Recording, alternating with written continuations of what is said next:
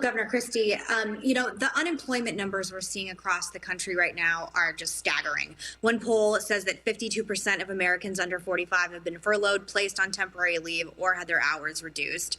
What do you think it's going to do to take us out of this hole? And do you share the administration's optimism that the economy will quickly bounce back from this?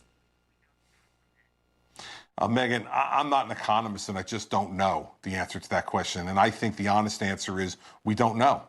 We've never been through something like this before, at least not for over 100 years. And I don't think anybody who says they know what's going to happen really does know. I think for the best. And we can take certain steps like we're doing now to try to support those people during this really awful, difficult time for families across this country, do the best we can to support them, and also put forward a really smart plan on reopening, which I think by definition is going to have to be a plan that's regional in nature. Now, while this has been a national crisis, the problems have been regional in nature in terms of where the hot spots have been. And so I think we have to be smart about looking at what places are most densely populated. Those are places that are going to have to open slower. And we're going to have more testing in place and hopefully a therapeutic to be able to deal with this before those places can really have people feeling comfortable again about going out and interacting with each other. All those things are going to impact on how quickly the economy will bounce back. Science will have more to do with this than economics, and I'm hopeful that the science will get us there. But anybody who says they know for sure, I don't think is given the straight scoop. Now, Chris, this is Sunny.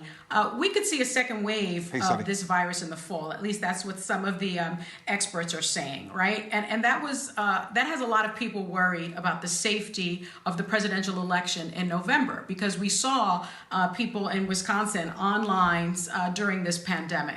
President Trump has called mail-in voting corrupt, even though he mailed in his own vote, an absentee vote, last month. Can mail-in voting be conducted safely, do you think? What is the solution here?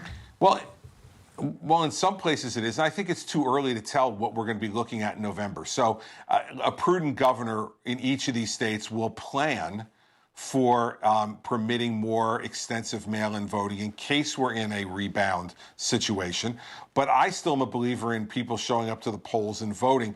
And I can tell you, Sonny, when I was U.S. Attorney in New Jersey, we prosecuted folks in the southern part of our state for extensive what we then called absentee mail-in voting fraud. It's extensive fraud that we prosecuted and sent people to jail for. So it does happen.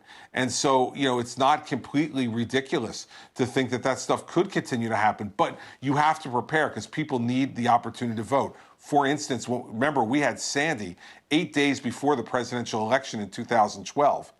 So we had to come up with all different ways to get people to get the chance to vote. Having a full and fair election in 2020 is the most important thing we should prepare for.